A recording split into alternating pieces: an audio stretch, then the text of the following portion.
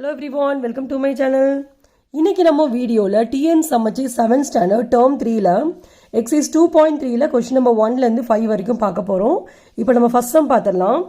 14 out of the 70 magazines at the bookstore are comedy magazines.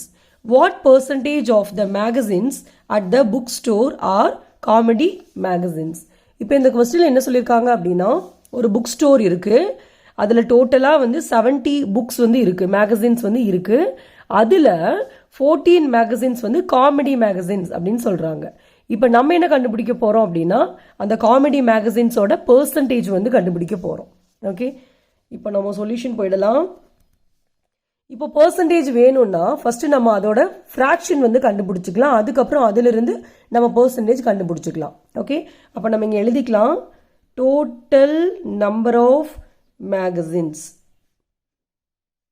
அப்போ total number of magazines எவ்வளோ இருக்குன்னு பார்த்தீங்கன்னா 70 இருக்கு. பாருங்க, அவுட் ஆஃப் 70 அப்படின்னா டோட்டலாக 70 இருக்கு. ஸோ அதில் காமெடி மேகசின்ஸ் எவ்வளோ இருக்கு?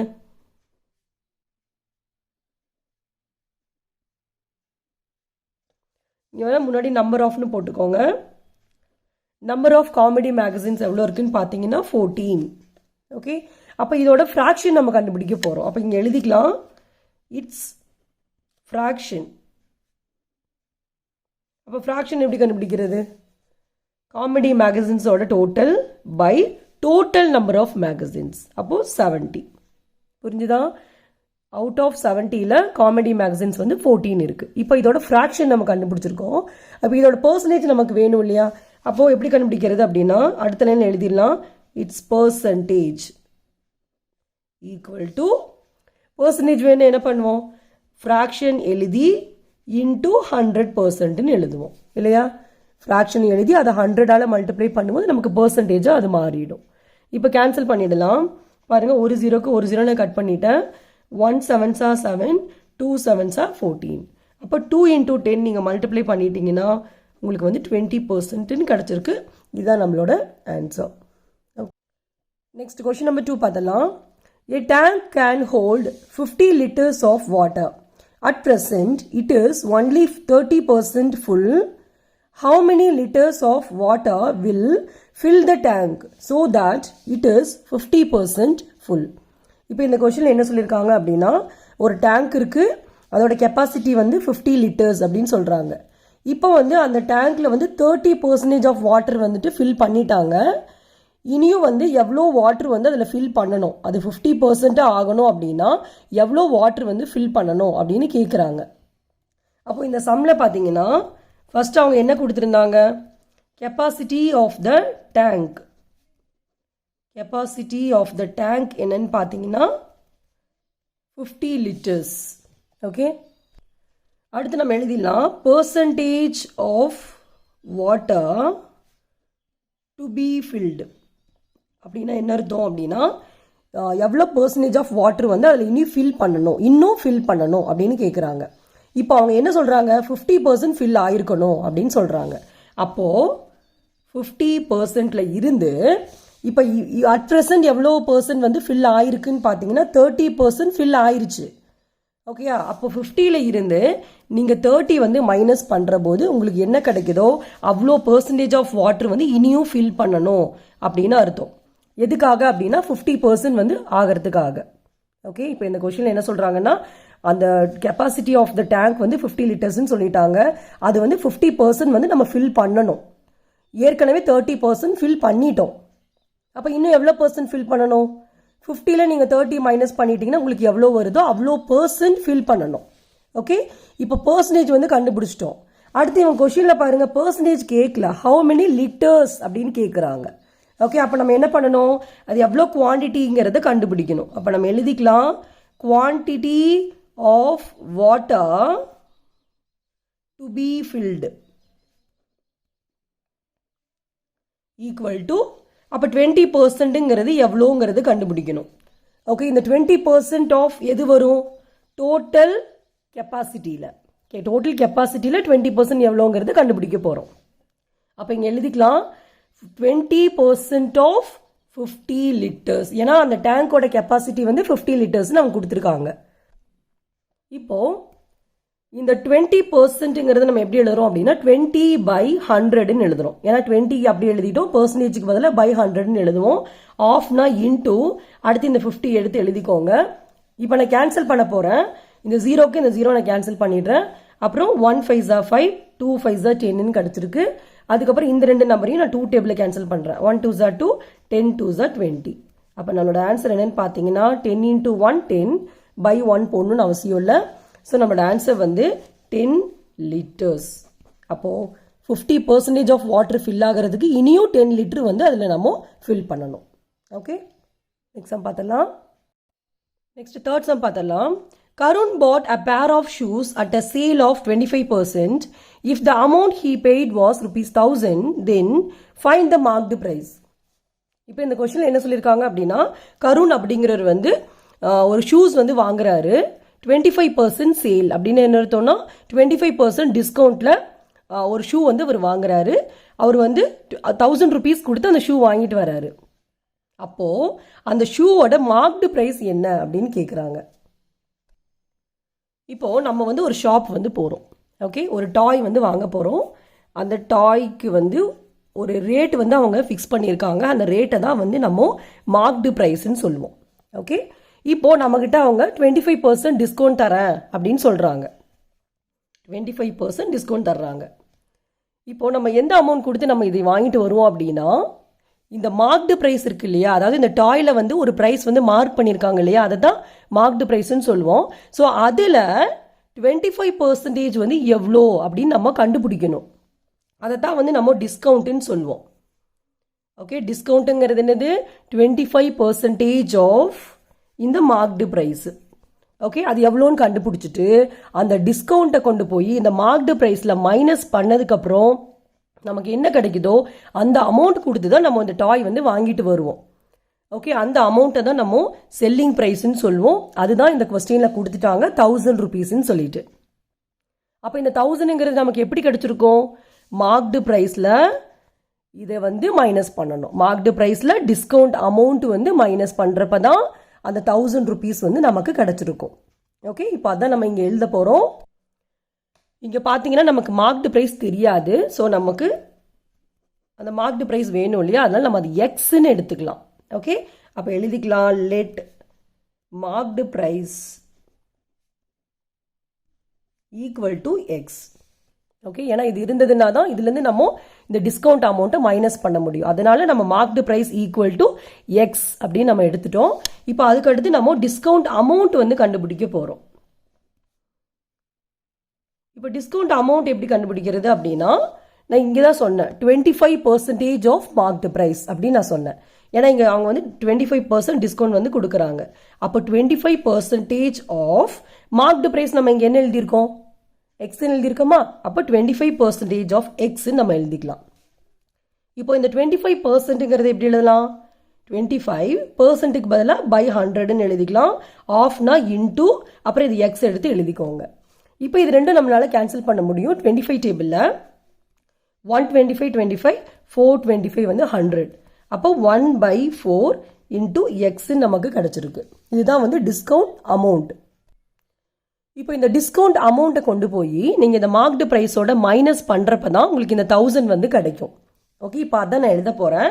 மார்க்டு ப்ரைஸுங்கிறது எக்ஸு மைனஸ் டிஸ்கவுண்ட் அமௌண்ட் பார்த்தீங்கன்னா நம்ம 1/4 இன்டூ எக்ஸ்ன்னு கண்டுபிடிச்சிருக்கோம். Equal to 1000. ஓகே, இப்போ பாருங்கள், இது மொத்தம் 2 டேர்ம் இருக்குது. இது ஒரு டேர்ம், இது ஒரு டேர்ம். ரெண்டுலேயுமே எக்ஸ் வர்றதுனால நான் எக்ஸை வந்து காமனாக வெளியில் எடுத்துடுறேன். அப்போ வெளியில் எடுக்கும் போது பாருங்கள், ஃபர்ஸ்ட் டேர்மில் இருக்கிறது எக்ஸு தான். அது அப்படியே நான் வெளியில் எடுத்துட்டேன் அப்படின்னா இங்கே நமக்கு 1 வந்து பேலன்ஸ் இருக்கும். ஸோ நம்ம 1 வந்து எழுதிக்கலாம். ஓகே, இருக்கிறது எக்ஸ் தான். அந்த ஃபுல் டேர்ம் நான் வெளியில் எடுத்துட்டேங்கும் போது அங்கே நமக்கு பேலன்ஸ் வந்து 1 வந்து இருக்கும். ஓகே, இப்போ அடுத்து பாருங்க, இங்கே மைனஸ் சைன் இருக்கா? ஸோ மைனஸ் சைன் போட்டுக்கலாம். அடுத்து இங்கே 1/4 இன்டூ எக்ஸ் இருக்கு. இதில் எக்ஸ் வந்து நம்ம வெளியில் கொண்டு போயிட்டோம். அப்போ இங்கே நமக்கு என்ன இருக்கும்? வெறும் 1/4 மட்டும் இருக்கும். ஸோ அதை எடுத்து எழுதிடலாம். 1/4 ஈக்குவல் டு 1000 கிடச்சிருக்கு. இப்போ பார்த்தீங்கன்னா எக்ஸ், இப்போ இது பாருங்க, நமக்கு வந்து 1 - 1/4ன்னு இருக்கு. ஸோ இதை நம்ம எல்சிஎம் எடுத்துட்டு மைனஸ் பண்ணணும். ஸோ அதுக்கு பதிலாக நம்ம எப்படி இதை ஷார்ட்டாக பண்ணலாம் அப்படின்னா இப்போ பாருங்க இது இந்த மைனஸ் சைன் மறைச்சிட்டிங்கன்னா இது பார்க்கறதுக்கு நமக்கு எப்படி இருக்கு, ஒரு மிக்ஸ்டு ஃப்ராக்ஷன் மாதிரி இருக்கா. அப்போ மிக்ஸ்டு ஃப்ராக்ஷன் வந்து இம்ப்ராப்பராக மாற்றுறதுக்கு நம்ம என்ன பண்ணுவோம், 1 into 4 மல்டிப்ளை பண்ணிவிட்டு அது கூட இந்த 1 வந்து நம்ம ஆட் பண்ணுவோம். அப்போ 5/4ன்னு கிடைக்கும். ஓகே, பட் இங்கே என்ன சைன் இருக்குது பாருங்க, மைனஸ் இருக்கா. ஸோ நம்ம ஆட் பண்ணுறதுக்கு பதிலாக மைனஸ் பண்ண போகிறோம். ஓகே பாருங்க, 1 4s are 4, 4 minus 1 வந்து 3. ஸோ 3/4ன்னு கிடச்சிருக்கு. புரியுதா, இதை சைன் மறைச்சிட்டா இது மிக்ஸ்டு ஃப்ராக்ஷன். அப்போது இங்கே மிக்ஸ்டு ஃப்ராக்ஷனுங்கும் போது இங்கே நம்ம ப்ளஸ் பண்ணுவோம் நியூமரேட்டரை, இங்கே மைனஸ் சைன் இருக்கிறதுனால நம்ம மைனஸ் பண்ணிக்கிறோம், அவ்வளோதான். So 1 4s are 4, 4 minus 1 3/4 equal to இங்கே 1000 இருக்குது, அதை எடுத்து எழுதிக்கலாம். இப்போ எக்ஸ் மட்டும் இங்கே வச்சுட்டு இந்த 3/4 இருக்கு இல்லையா, இதை நெக்ஸ்ட் சைட் நம்ம மூவ் பண்ண போகிறோம்.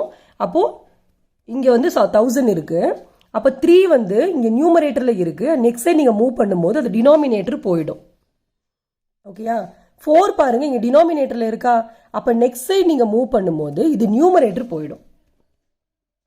அதாவது நியூமரேட்டரில் இருக்கிறது நெக்ஸ்ட் சைடு மூவ் பண்ணும்போது டினாமினேட்டர் போயிடும், டினாமினேட்டரில் இருக்கிறது நெக்ஸ்ட் சைடு மூவ் பண்ணும்போது நியூமரேட்டர் போயிடும். சாரி, இது வந்து 4. ஓகே, 4 வந்து மேலே போயிடுச்சு, 3 வந்து கீழே வந்துடுச்சு. இப்போ இதை கேன்சல் பண்ணிடலாம். 3யை கொண்டு போய் இந்த 2 நம்பரோடையும் நம்மளால் கேன்சல் பண்ண முடியாது, ஏன்னா இந்த 2 நம்பருமே நமக்கு 3 டேபிளில் வராது. ஸோ நம்ம பெட்டர் என்ன பண்ணலாம் அப்படின்னா இந்த நியூமரேட்டர் வந்து நம்ம மல்டிப்ளை பண்ணிக்கலாம். அப்போ 1000 into 4 வந்து உங்களுக்கு 4000 கிடைக்கும். பை 3 பண்ண போகிறோம், அதாவது டிவைடட் பை 3 பண்ண போகிறோம். இப்போ பாருங்கள், ரஃப் காலமில் நான் டிவைட் பண்ணி காமிக்கிறேன். 4000 டிவைடட் பை 3, 1 3s are 3, 4ல் 3 மைனஸ் பண்ணிட்டீங்கன்னா உங்களுக்கு 1 வரும். அப்புறம் இந்த 0 எழுதும் போது 10 ஆயிடுச்சு. அடுத்து 3 3s are 9, சப்ராக்ட் பண்ணும்போது 1 வரும், திரும்ப நமக்கு 10 கிடச்சிருச்சு. அடுத்து 3 3s are 9, திரும்பவும் 10 தான் கிடச்சிருக்கு. அப்போது 3 3s are 9. அடுத்து பாருங்கள், நமக்கு எடுத்து எழுதுறதுக்கு இங்கே நம்பர் இல்லை. அப்போ என்ன பண்ணுவோம், மேலே பாயிண்ட் வச்சுட்டு இங்கே 0 போடுவோமா.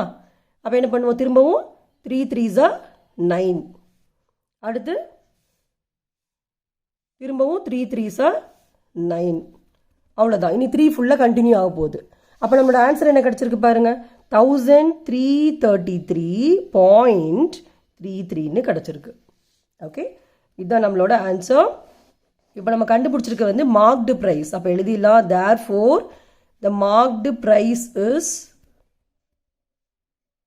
மார்க்டு ப்ரைஸ் அப்படின்னா இது வந்து அமௌண்ட். ஸோ ருபீஸ் சிம்பிள் போட்டுக்கோங்க, rupees 1333.33. ஓகே, நெக்ஸ்ட் சம் பார்த்துடலாம். நெக்ஸ்ட் ஃபோர்த் சம் பார்த்துடலாம்.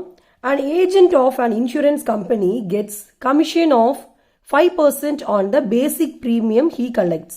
What will be the commission earned by him if he collects rupees 4800? இப்போ இந்த சம்மில் என்ன சொல்லியிருக்காங்க அப்படின்னா, ஒரு இன்சூரன்ஸ் கம்பெனியில் வந்து ஒரு ஏஜென்ட் இருக்கிறாரு. அவர் எவ்வளோ ப்ரீமியம் வந்து கலெக்ட் பண்ணியிருக்கிறாரோ அதில் 5% வந்து அவருக்கு கமிஷன் கிடைக்குது அப்படின்னு சொல்கிறாங்க. அப்போ இவர் வந்து 4800 rupees வந்துட்டு கலெக்ட் பண்ணியிருக்கிறாரு. அப்படின்னா அவருக்கு எவ்வளோ கமிஷன் கிடைச்சிருக்கும் அப்படின்னு கேட்குறாங்க. சொல்யூஷன் போயிடலாம். அமௌண்ட் கலெக்டட், எவ்வளோ அமௌண்ட் வந்து அவர் கலெக்ட் பண்ணியிருக்கிறாரு அப்படின்னா rupees 4800. ஓகே, அவருக்கு எவ்வளோ கமிஷன் கொடுக்குறாங்க அப்படின்னா 5% கமிஷன் கொடுக்குறாங்க. அப்போது percentage of commission equal to 5%. Okay, இப்போ நம்ம என்ன கண்டுபிடிக்க போகிறோம், கமிஷன் ஏர்ன்டு. ஓகே, அப்போ எழுதிக்கலாம், கமிஷன்